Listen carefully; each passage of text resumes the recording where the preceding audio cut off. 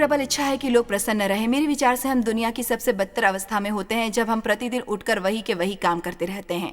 क्या ये जीने का घटिया तरीका नहीं? पर वो हमारी परिस्थितियों की कोई चीज नहीं जो हमें प्रसन्न करेगी। वो कुछ देर के लिए हमें गुदगुदाएगी, पर उससे हमें प्रसन्न रखने की बिल्कुल योग्यता नहीं होती, इसलिए उसे भूल ही जाइए। 2 शमूएल 11 की ओर चलें।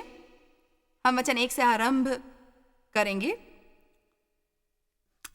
जिस समय राजा लोग युद्ध करने को निकला करते हैं, उस समय अर्थात वर्ष के आरंभ में दाऊद ने योआब को और उसके संग अपने सेवकों और समस्त इजरायलियों को भेजा, और उन्होंने अम्मोनियों के देश को नाश किया और रब्बा नगर को घेर लिया। वो उस समस्या का आरंभ था जिसमें वो आखिरकार फंस गया, जिसने असल में उत्पन्न की कुछ समस्याएं उसकी परिस्थितियों में, उसके बाकी के सारे जीवन में। जब राजा लोग युद्ध के लिए गए, उसने पलंग पर पड़े रहने का फैसला किया। क्या मैं 1 मिनट रुककर आपको बता सकती हूँ कि लोगों को समस्याओं में पड़ने का एक कारण होता है, वही काम करते रहते हैं जो वो करना चाहते हैं। यदि आप आक्रामकता से सही काम नहीं करेंगे, तब आपका गलत काम करने की ओर झुकाव ज्यादा होगा। आलस्य सचमुच एक बहुत बड़ी समस्या है, बहुत बड़ी। निष्क्रियता शैतान की तरफ से होती है। परमेश्वर हमें सक्रिय, कर्मठ, उत्साही, उमंगी और जोशीले बनने को कहते हैं। मैं बिल्कुल वैसा अनुभव नहीं करता। बाइबल में लिखा है कि हमें पवित्र आत्मा से उत्साह प्राप्त करना है, जैसे राजा लोग युद्ध के लिए जाते थे। हमें प्रतिदिन उठकर युद्ध के लिए जाना चाहिए, क्योंकि हमें अति महान परमेश्वर के राजा और याजक हैं। यहाँ मौजूद हर व्यक्ति एक राजा है और एक युद्ध चल रहा है। आपको आवश्यकता है उठने की, और आपको अपने दैत्यों को हराने की आवश्यकता है। दाऊद को असल में मुकुट पहनने के 20 वर्ष पहले राजा बनने के लिए अभिषेक किया गया था। उन कामों में से एक जो उसे करना पड़ा, वो था ये सीखना कि दैत्यों को कैसे मारें। आप शायद अपने जीवन पर बुलावा महसूस करें, आप शायद महसूस करें कि परमेश्वर आप में कुछ महान करना चाहते हैं, पर आपको सीखना होगा कि कैसे उठना है, पवित्र आत्मा से उत्साह प्राप्त करना है, निष्क्रिय आलसी आत्मा से मुक्त होना है। और जब आपको अपनी भावनाएं डूबती हुई महसूस हो, आपको दृढ़ता प्रदर्शित करने की आवश्यकता है, और आपको आरंभ से शैतान का विरोध करने और ये कहने की आवश्यकता है, नहीं, मैं फिर से वो नहीं करूंगा। मुझे अपने जीवन में बेहतर काम करने हैं, सिवाय बैठे रहकर केवल इसलिए अपने पर रहम करके क्योंकि मेरे जीवन में कुछ कष्ट है। जी हाँ, मैं यहीं रुकने की कोशिश कर रही हूं, पर यह काम नहीं कर रहा। तो जब दाऊद पलंग पर आराम कर रहा था और खिड़की में से देख रहा था, वचन 2, सांझ के समय दाऊद पलंग पर से उठकर, वाह, मैं पक्का नहीं जानती वो पलंग पर था।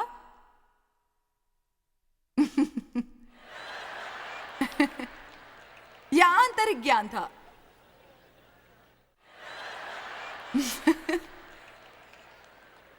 राजभवन की छत पर टहल रहा था, और छत पर ऐसे उसको एक स्त्री को अति सुंदर थी नहाती हुई देखनी पड़ी। जब दाऊद ने भेजकर उस स्त्री से पूछवाया, तब किसी ने कहा, क्या ये एलियाम की बेटी और हित्ती उरिय्याह की पत्नी बतशेबा नहीं है? तब दाऊद ने दूध भेजकर उसे बुलवाया। शक्ति का वैसा दुरुपयोग है। जानते हो राजा लोग कैसे मुश्किल में पड़ते थे शक्ति का दुरुपयोग करके? वो जो भी चाहता था सो कर सकता था, उसे वो चाहिए भी था जो उसे चाहिए। आपको बहुत सावधान रहना होगा यदि आप कभी किसी उच्च पदवी पर होंगे कि आप उसका इस्तेमाल कैसे दुर्व्यवहार के लिए ना करें। तब दाऊद ने दूध भेजकर उसे बुलवा लिया, और वो दाऊद के पास आई और वो उसके साथ सोया। वो तो रोज से शुद्ध हो गई थी। तब वो अपने घर लौट गई और वो स्त्री गर्भवती हुई। तब दाऊद के पास कहला भेजा कि मुझे गर्भ है। दाऊद के सामने एक समस्या आई। तब दाऊद ने योआब के पास कहला भेजा कि हित्ती उरिय्याह को मेरे पास भेज। तब योआब ने अरिय्याह को भेजा। मैं आपको ये सारा अध्याय पढ़कर नहीं सुनाऊंगी, पर ये कहानी कुछ इस प्रकार है। दाऊद ने उरिय्याह को उसका सम्मान करने के बहाने इस आशा में बुलाया कि वो जाकर अपनी पत्नी के साथ सोएगा, वो सोचते हुए कि यदि वो अपनी पत्नी के साथ सोएगा, फिर जब ये प्रकट होगा कि वो गर्भवती है, किसी को संदेह नहीं होगा कि बच्चा उसके पति का नहीं है। यदि उसका पति रणभूमि में ही होता तब वो उसका बच्चा नहीं हो सकता था, और तब यदि कोई उसे पूछता तो उसे दाऊद के बारे में सत्य बताना पड़ता। क्या आप जानते हैं, अरिय्याह परमेश्वर का महान बंदा था। उसे याद से अपने बारे में भाई जो रणभूमि में थे, और उसने कहा मुझे घर आने की प्रसन्नता है, पर मैं आज घर जाकर अपनी पत्नी के साथ नहीं सोऊंगा। मैं आज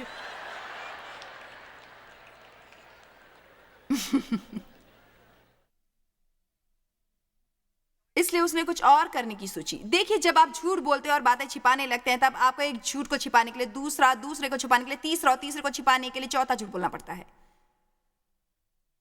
झूठ बोलने के बारे में खतरनाक बात यह है कि कई बार हम उसमें इतने माहिर हो जाते हैं कि हम नहीं जानते। देखिए, केवल इसलिए कि हम किसी बात को उचित सिद्ध करते हैं, इसका यह मतलब नहीं कि हम अपने दिल में यह नहीं जानते कि वो गलत है। मुझे महसूस हो रहा है कि परमेश्वर मुझे आपको यह बताने के लिए इस्तेमाल करना चाहते हैं कि उन्होंने आपके लिए क्या तैयार किया है। परमेश्वर ने आपके लिए दया तैयार की है। आपको अपने पास छिपाने की जरूरत नहीं है किसी भी पाप को। परमेश्वर पहले से वो जानते हैं जो आपने किए हुए हैं।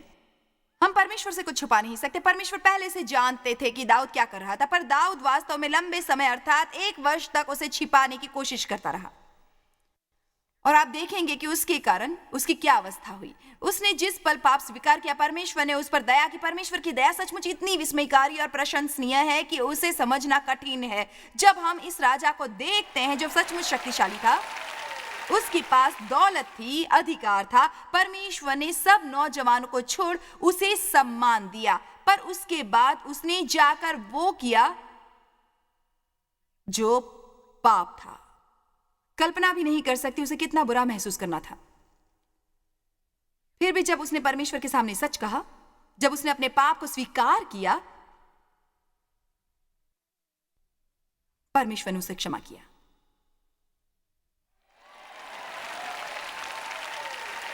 आज यहाँ कुछ लोगों के लिए नई शुरुआत होगी।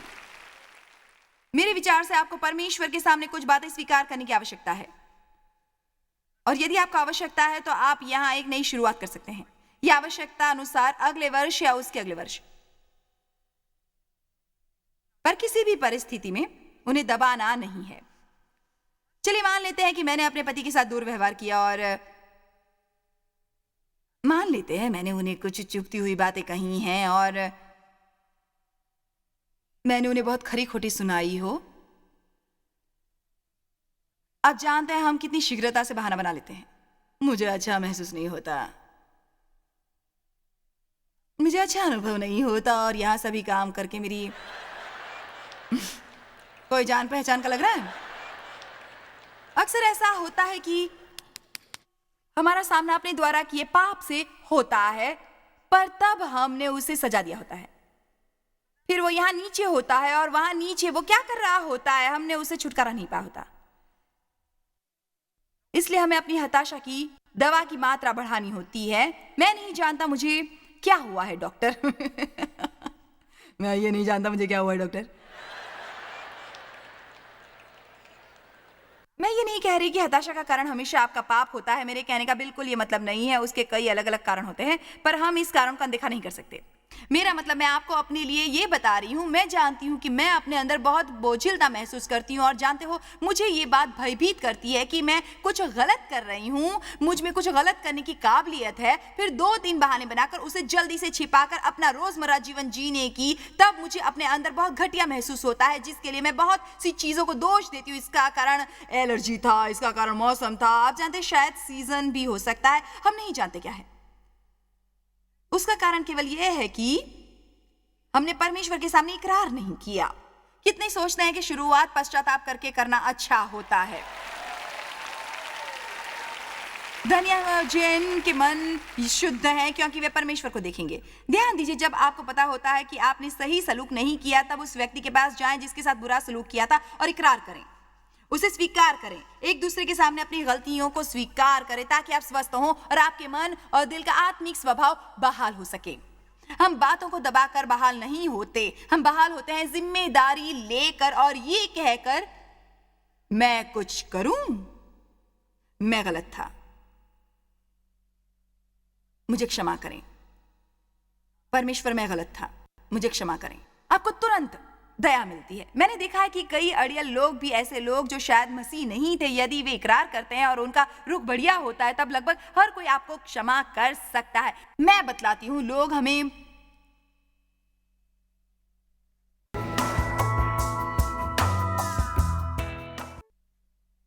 क्षमा नहीं करना चाहते जब तक मूर्खों सा व्यवहार करते और अपने द्वारा किए हर पाप के लिए कई तरह के बहाने नहीं बनाते। आमीन।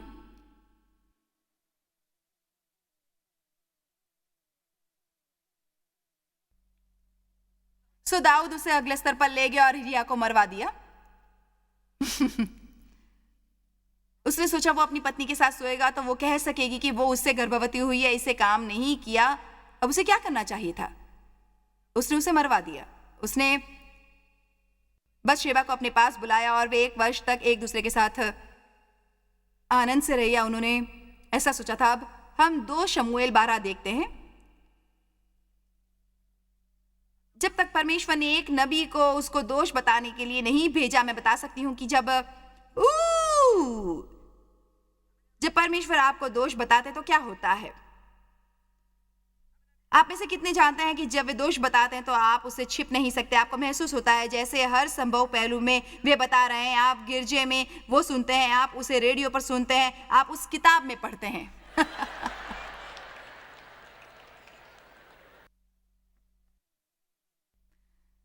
वचन 1, तब यहोवा ने दाऊद के पास नातान को भेजा और वो उसके पास आकर कहने लगा, एक नगर में 2 मनुष्य रहते थे जिनमें से एक धनी और एक निर्धन था।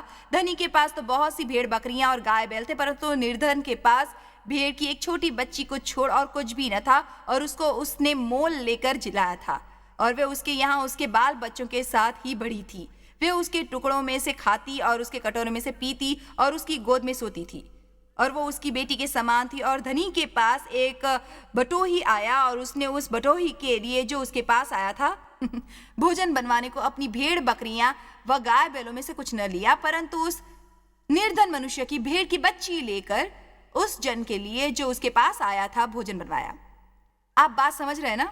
तब दाऊद का कोप उस मनुष्य पर बहुत भड़का और उसने नातान से कहा, यहोवा के जीवन की शपथ, जिस मनुष्य ने ऐसा किया वो प्राण दंड के योग्य है और उसको वो भेड़ की बच्ची का 4 गुना भर देना होगा, क्योंकि उसने ऐसा काम किया और कुछ दया नहीं की। तब नातान ने दाऊद से कहा, तू ही वो मनुष्य है। उन्होंने उसे कहानी सुनाई। मान लो कि 2 व्यक्ति होते, उनमें से एक अमीर और दूसरा गरीब होता। दाऊद एक धनवान मनुष्य था, उरिया एक गरीब मनुष्य था। दाऊद यदि चाहता तो उसे कोई भी और कितनी भी औरतें मिल जाती। अरिया की एक पत्नी थी, वो उसे प्रेम करता था और उसे बहुमूल्य मानता था।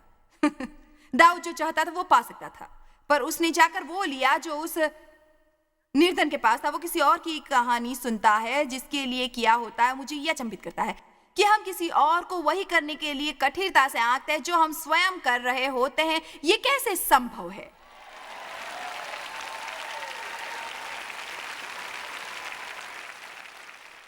ये केवल और केवल बहानों के कारण संभव है।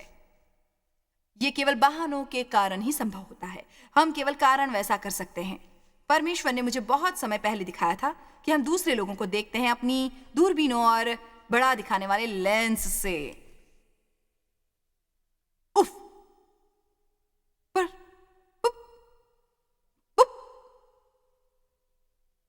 पर स्वयं को हम अपने गुलाबी रंग के धूप के चश्मे से देखते हैं। क्या आपके पास कभी वैसा चश्मा था जो गुलाबी होता था? मैं बता रही हूं कि उसमें से देखने पर हर चीज दिखती थी गुलाबी गुलाबी। जब हम स्वयं को देखते हैं सब सुहाना दिखता है। हमारे लिए हमेशा कोई बहाना होता है, आपके लिए कोई बहाना नहीं चलेगा। दाऊद ने कहा उस व्यक्ति का एक भी बहाना नहीं चलेगा और नातान ने उसे कहा, माफ करना, आप ही वो आदमी हैं। मैं यहाँ अधिक कहूंगी, मैं पहले से ही इतनी गहराई में हूं कि यदि आपको मुझसे क्रोधित होना होगा तो आप हो सकते हैं। मैं यहाँ कोई भी कसर नहीं छोड़ूंगी।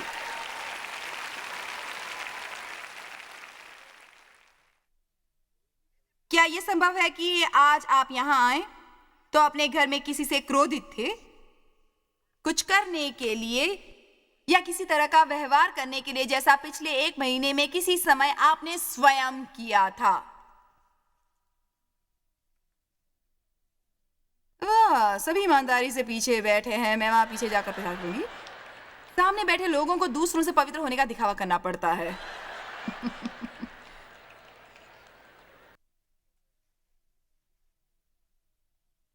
ये सत्य है, मैंने स्वयं भी ऐसा किया है। आप मेरा सम्मान नहीं कर रहे। मैं आपसे सत्य कह रही हूं कि मैं बात करती हूं सचमुच कठोरता और ईमानदारी से कि ये सत्य है। मैं जानती हूं, देखिए कई बार मैं भी अशिष्ट हो जाती हूं। आपको पता चलता है कि आपका एक मित्र आपके राज बता रहा है, मुझे विश्वास नहीं होता, मैंने तुम पर यकीन किया और तुमने मुझे धोखा दिया। वैसे आपने पिछली बार कब किसी का भेद बताया था?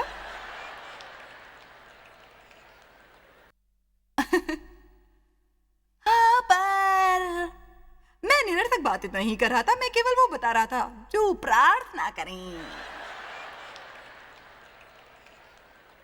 यह आपको एक दूसरे ही स्तर पर ले जाना। अब हम उसे आत्मिक बनाने की कोशिश कर रहे होते हैं। आज प्रचार बढ़िया हो रहा है।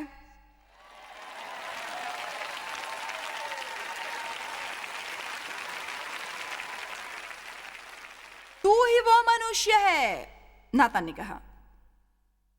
तू ही वो मनुष्य है। 1 मिनट के लिए भजनों की ओर चलें। मुझे ये 1-2 भजन पढ़ने हैं। मेरा समय लगभग पूरा हो गया है और आपको ये दिखाना चाहती हूँ। भजन 32। क्या ही धन्य, प्रसन्न, भाग्यशाली, ईर्ष्या के योग्य है वो जिसका अपराध क्षमा किया गया और जिसका पाप ढांपा गया हो। क्या ही धन्य, प्रसन्न, भाग्यशाली, ईर्ष्या के योग्य है वो मनुष्य जिसके अधर्म का यहोवा लेखा न ले और जिसकी आत्मा में कपट न हो। जब मैं चुप रहा इकरार करने से पहले, तब दिन भर कहरते कहरते मेरी हड्डियां पिघल गईं। क्योंकि रात दिन मैं तेरे नाराजगी के हाथ के नीचे दबा रहा और मेरी तरावट धूप काल किसी झुरहिट बनती गई। सेला। रुको और शांति से इसके बारे में सोचो। तब मैंने अपना पाप तुझ पर प्रकट किया और अपना अधर्म न छिपाया और कहा, मैं यहोवा के सामने अपने अपराधों को मान लूंगा, लगातार मानता रहूंगा जब तक सब बता न दूं। अब ध्यान दीजिए, तब तूने तुरंत क्षमा कर दिया। तूने मुझे तुरंत क्षमा कर दिया। तूने मुझसे मिट्टी में नाक नहीं रगड़वाई, मुझे गिड़गिड़ाने नहीं दिया। तूने मुझे बाहरी दरबार में नहीं रखा। तूने तुरंत क्षमा कर दिया। मेरे पाप और अधर्म को क्षमा कर दिया। सलाह रुको और शांति से इसके बारे में सोचो। इस क्षमा के कारण हर एक भक्त तुझसे ऐसे समय में प्रार्थना करे जबकि तो मिल सकता है। निश्चय जब जल कष्टों की बड़ी बाढ़ आए तो भी उस भक्त के आत्मा के पास न पहुंचेगी। तू मेरे छिपने का स्थान है, तू प्रकट में मेरी रक्षा करेगा, तू मुझे चारों ओर से छुटकारे के गीतों से घेर लेगा। भजन 51 देखते हैं। मैं ये सोचती हूँ कि किसी का जो टीवी द्वारा देख रहा है या यहाँ मौजूद किसी व्यक्ति का दिन सही बेहतर हो सकता है यदि वो कुछ भी छिपाए बिना अपने सभी पापों का इकरार करेगा और दूसरों पर दोष लगाना बंद करेगा। क्या आप जानते हैं, इस सप्ताह मेरा एक दिन सचमुच घटिया था। शैतान मुझे बिल्कुल उसी चीज में घसीट रहा था जिससे बचने की मैं कोशिश कर रही थी। ऐसा अक्सर होता रहता है जब मैं सारी दुनिया के लोगों के सामने प्रचार करती हूँ। उसके बाद मुझे कई परीक्षाएं देनी पड़ती हैं। मैं नहीं जानती मैं अभी कितनी मंद हूं। मैं सोचती हूं मैं किस तरह महसूस कर रही हूं। मैं सोचती हूँ मैं क्यों इस तरह महसूस कर रही हूँ।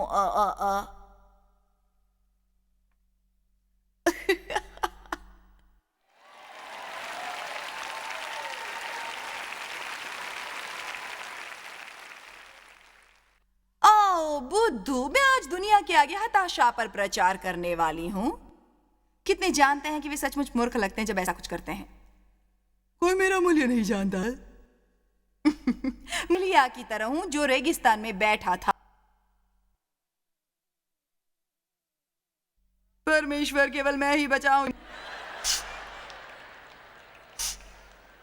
सचमुच मेरी परवाह है।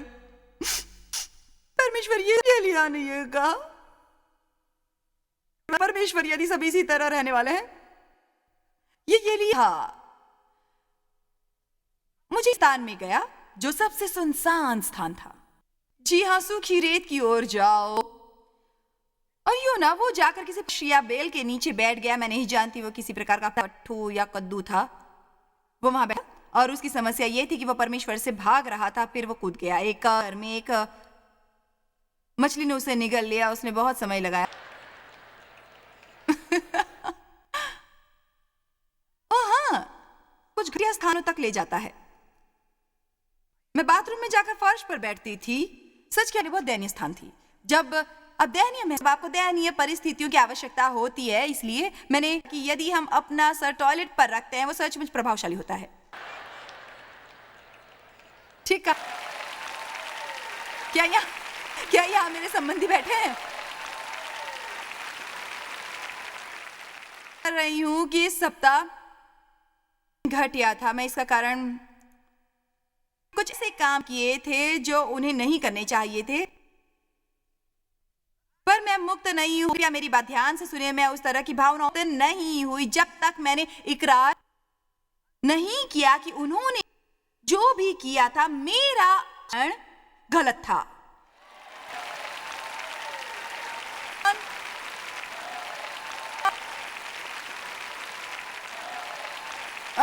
come on। मुक्त नहीं होते जब तक आप दूसरों पर दोष लगाना बंद करें। ये इकरार नहीं करें व्यवहार गलत था। मैं इसके लिए बहुत कोशिश कर रही हूं। बंद फिर से समाप्त करूंगी। हे परमेश्वर, अपनी करुणा के अनुसार कर अपनी बड़ी दया के अनुसार मेरे अपराधों को मिटा दे भली भांति, और बार बार धोकर मेरा अधर्म और मेरा पाप छुड़ाकर मुझे शुद्ध कर। मैं जानता हूं और मेरा पाप निरंतर में रहता है। आप पाप से बच नहीं सकते जब तक आप इकरार न करें मैंने के विरुद्ध पाप किया और जो तेरी दृष्टि में बुरा किया है, ताकि तुम न्याय करने में निष्कलंक ठहरे। साथ उत्पन्न हुआ और पाप के साथ अपनी माता के गर्भ में पड़ा। और मैं भी वचन 6 बहुत प्यारा है। तू हृदय की सच्चाई से प्रसन्न होता है और मेरे में ज्ञान सिखाएगा। आपको याद आरंभ किया तब हमने इस बार में भीतरी जीवन कितना महत्वपूर्ण होता है। उसके बाद वे कहते हैं, जूफा मुझे धो और हीन से भी अधिक श्वेत बनूंगा। हर्ष और आनंद की बातें सुना, जिससे जो हड्डियां लिए वे मग्न हो जाएं। अपना मुख मेरे पर फेर ले और मेरे सारे अधर्म के कामों को मिटा डाल। मुझे ये प्यारा है, परमेश्वर मेरे अंदर शुद्ध मन उत्पन्न और मेरे अंदर स्थिर आत्मा नए सिरे से उत्पन्न। अच्छा, 2-4 वचन सुनिए। निकाल ना दे और अपने पवित्र आत्मा को मुझसे अलग न कर। 12 प्यारा है। अपने किए हुए उद्धार का हर्ष में हमें हर समय हताशा और निराशा में जीवन नहीं बिताना है। और हमें सम्मान दिलाने वाले हैं। चलिए बड़े होते हैं। आपने चाहे गलती की हो, पर आप शर्मिंदा हैं और परमेश्वर से क्षमा मांगेंगे तो वे करेंगे। परमेश्वर न केवल हमारे क्षमा करते हैं, बल्कि वे हमारे पाप ने दूर करते हैं, जितना कि पूर्व से पश्चिम है। उन्हें याद नहीं करते। ये चकित करने वाला सुसमाचार है।